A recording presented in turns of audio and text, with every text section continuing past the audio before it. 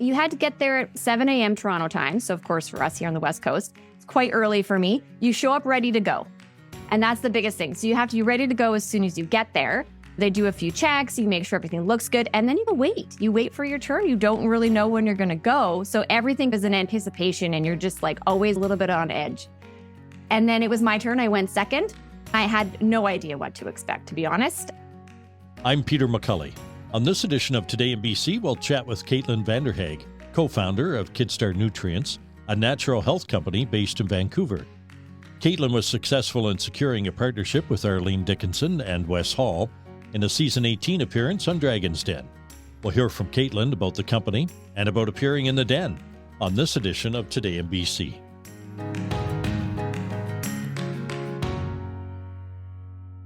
Thanks for joining us on the podcast today, Caitlin. Thank you very much, Peter. Happy to be here.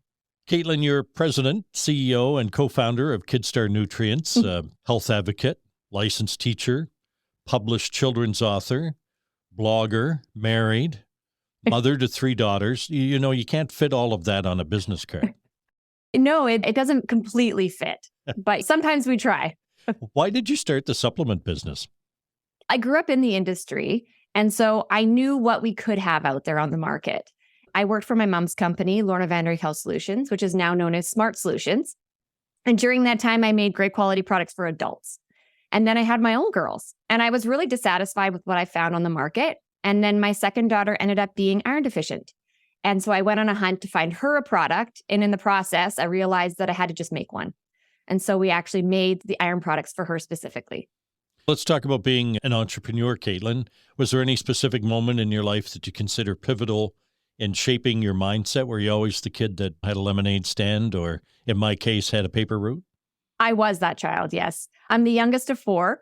We had a corner store down at the end of the street, and we weren't allowed to ask for money for the corner store. We had to, earn it. So I learned very early on. My mom probably doesn't enjoy this, but I cut a number of her beautiful flowers in her garden, and I would go door to door and I would sell bouquets of her flowers. It worked very well. They were beautiful. And then I also had a paper route and a bunch of other odd and end jobs. And you just picked up something here and there. You started your company during the pandemic? Yes, sadly, that happened. So we actually launched in January of 2020, unknowing of what was coming. So it was a huge hurdle, to be honest. We launched, we had everything set up for consumer shows. We had back-to-back events. We had the demos, we had the samples and everything ready. And then it went to, no, sorry, you can't do this and you can't go into stores. So we really had to pivot our thought process on how to launch the company. That would be a big challenge, of course, trying to overcome starting a business during the pandemic. Was that the biggest challenge that you faced? That was the biggest in the first about 6 months. And then, of course, the shipping issues came in right after the pandemic started. The shipping costs, they went up 150% sometimes, or there just was nothing to ship. So that was number 2. And then, of course, this past year, we've had inflation. We've had a breather in between each one, but we're just going to keep trucking forward and make it through. There's always something. There really is. I did say one time, I was like, it'd be really nice if we just had a year of just something really boring. That's one thing about business is change is constant. You mentioned your mom, Lorna, started a vitamin supplement company, which she later sold. You worked in that company and learned the business with your brother, Kyle. I was in supply chain, so I managed the raw materials to the finished good on shelf. So I knew everything that went into the products, and I knew where the products were going in the country, and I knew what shelves they were on. It was great. I loved my job. My brother did IT, so he was on a different level, and he got to do all the IT and the back end things. He would say the fun stuff. Yeah, for him, yes. For me, no. You don't seem to be that kind of personality, I have to say. No, it is not. I'm the, why is this not working? You've got 3 daughters. Are they by chance the official taste testers, flavor testers for vitamins?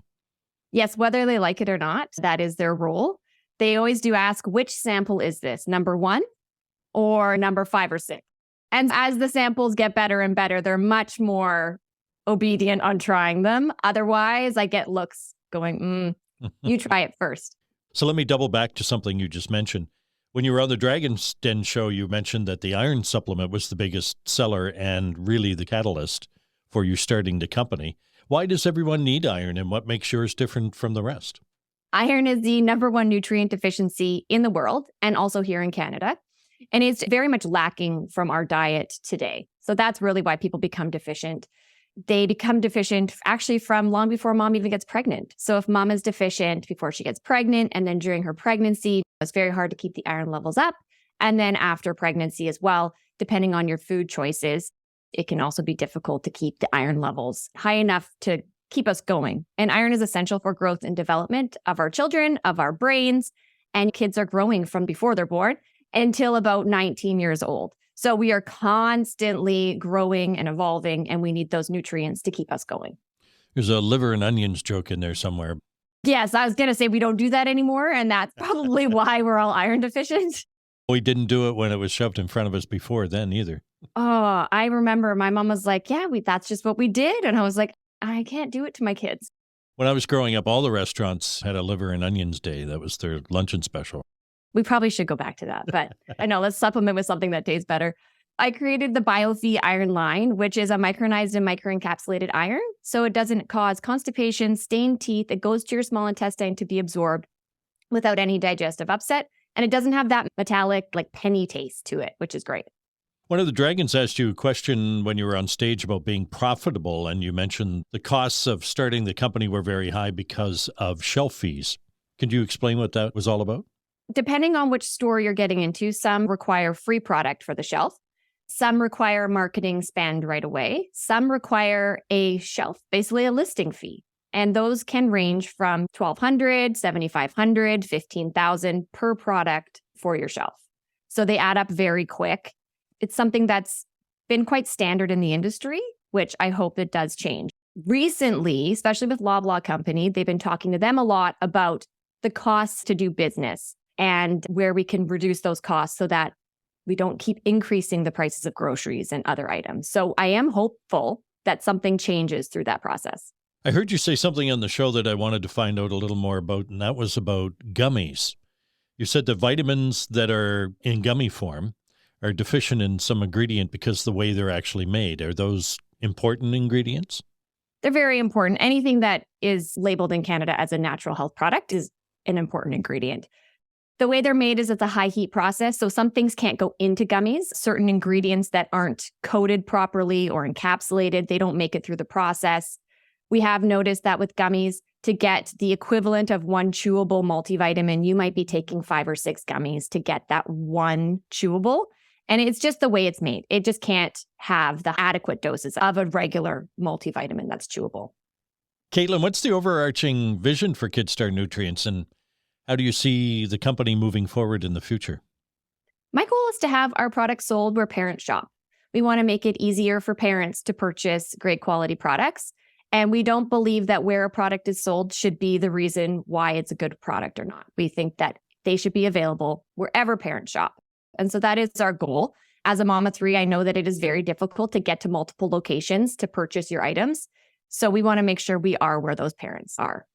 A big part of your business would be, of course, being educated, constantly updated on latest nutritional trends. How do you stay updated on all that information and incorporate them into the KidStar Nutrients lines? It seems every day we're finding out information on a new product or an old product used in a new way or something we didn't know. That's very true. I go to a lot of trade shows around the world to see what trends are happening in other areas. And also we stay up to date on the journals that are being published to let us know what new research is actually being done in those areas. So we definitely focus a lot on that. And we also focus on what Health Canada is approving and where they're trending to as well. Let's dig out that business card again for a moment. Here's a pretty big question. How do you maintain a healthy work-life balance, especially as a parent and an entrepreneur with all those titles that you have on your business card? I don't think it exists. I do focus on when I'm at home, I'm with the kids and I am mom. And then when I'm at work, I'm in work mode and I'm doing my thing. My girls are very lucky. Their dad is there for them when I'm off at work. We do definitely have a great partnership where we tag team. If I'm at work doing something, then he'll pick up the other side and vice versa. When Today in BC continues, Caitlin Vanderhaeghe talks about being in the dragon's den and getting a deal with not one, but 2 dragons. From the latest community news to informative, entertaining reads for travelers and the cannabis curious, Just visit your local Black Press Media community newspaper website to sign up today. Why spend hours searching dealerships, comparing makes and models? Find the best of BC's inventory in one place, todaysdrive.com. You'll have access to inventory across BC, where you can easily find a vehicle that fits your needs and gets you where you need to go in comfort. Get in the driver's seat. Don't miss out on the many options we have available for you. Powered by Black Press Media, todaysdrive.com connects you with exclusive new and used car deals. I'm Peter McCully. Today in BC is a Black Press Media podcast. Caitlin, how did the opportunity to pitch KidStar Nutrients on Dragon's Den come your way, and why were you motivated to take that step? There was an open call in Vancouver, and I found out about it 2 days before they were going to be in Vancouver. And so I actually sent in my little video and my form, and they responded and said, yes, show up. That morning I woke up, it was a Saturday, and it was snowing in Vancouver, which for us, we don't do so well with. I got myself to the CBC station in Vancouver, and I waited in line, and I got to pitch in front of one of the producers. And then after that, they basically just say, we'll call you, don't call us. So then a few weeks went by. I just sat there on pins and needles wondering if something was going to happen. And I finally got the call to say, you're made it to the next level. That next level was very exciting. I always wanted to be on the show. When I was little, we watched it from, I guess I was a teenager when it first came out. And my mom and I used to watch it. And my mom actually always wanted to be on the show herself. So it was very exciting when I got the second call because she was probably more excited, I think, than I was. We've talked to a few folks who have been on the Dragon's Den show on this podcast. I always like mentioning the fact that I've never missed a show since season 1, episode 1. Do you have a favorite dragon? Ooh, of all time? Yeah. I feel like Jim. Everybody says that. Jim was just he was a good guy. Yeah.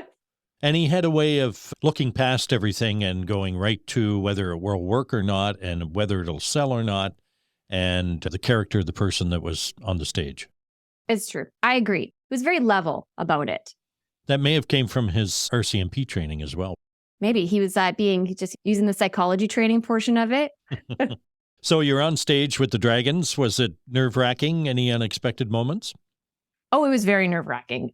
You had to get there at 7 a.m. Toronto time. So, of course, for us here on the West Coast, it's quite early for me. You show up ready to go. And that's the biggest thing. So you have to be ready to go as soon as you get there.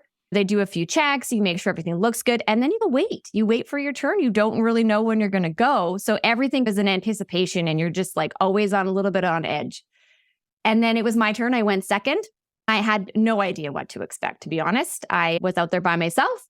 You do a few walk-ins. I think the only thing that was a little bit surprising is you do have to do a few things twice because, of course, they have to get the right angle and there are a number of cameras around. But everything else was pretty to be expected, I would say. Why did you go with Wes and Arlene for partners versus Manjeet, Vincenzo, and Michelle? That was actually a really difficult choice. I know that Arlene is in CPG, so she's in the health space, and Wes is in mergers and acquisitions. So it was 50-50. I was either thinking online sales more with Michelle because she's very much on the social side. And then Arlene was in the brick and mortar and the CPGs. I didn't really know what I was going to do until that final moment. And I knew that having someone in the health food space was really going to help me out. Did appearing on the show impact your business in any way? So far, we've had a lot more followers on our social feeds. We've had a lot more interest. We've had a lot of emails with questions, which is great. We have had an increase in our online sales, which is also really nice. I was wondering if you could share a story of a customer whose life was positively impacted by your product, and perhaps you could tell us how that inspires your work. We get a lot of really good testimonials from the parents that buy our products. And one of them in particular really caught my eye. It was a parent in Delta, and their child was having a hard time eating. They were never hungry, and they found out their daughter was iron deficient. And once they started taking the iron products, the testimonial was, my daughter is now eating. Just eating food, just a simple thing that every day we sometimes take for granted that you're just not hungry. So for them, it was huge, just not having to fight their child on just eating. The simple things that should be easy, that really got to me. What are some of the key lessons, Caitlin, you've learned as a founder and CEO of a company that you wish you knew when you started? There's so many. There really is so many. You really have to keep a positive attitude. You have to move forward. Things are going to come at you. People are going to say things. You really have to just make sure that you're focused. You stay true to what you believe and you move forward. Are there any entrepreneurs or business leaders who you've run across or read about or watched on television or followed their business that have been particularly influential so far in your journey? There's been quite a few. I did follow Arlene's journey for a very long time, so I quite enjoy hers as well. And my mother's. I grew up watching an entrepreneur, watching how people interact with others in the industry and how hard it was for everybody. It was very difficult for many women to be entrepreneurs. I got to see that firsthand. And so now being in the position I'm in and realizing that they also broke down a lot of those barriers for me, I will be forever grateful. KidStar Nutrients is in its infancy, if you'll pardon the pun. What plans do you have for expanding the product offerings and the market reach? Is that all dependent with the dragons?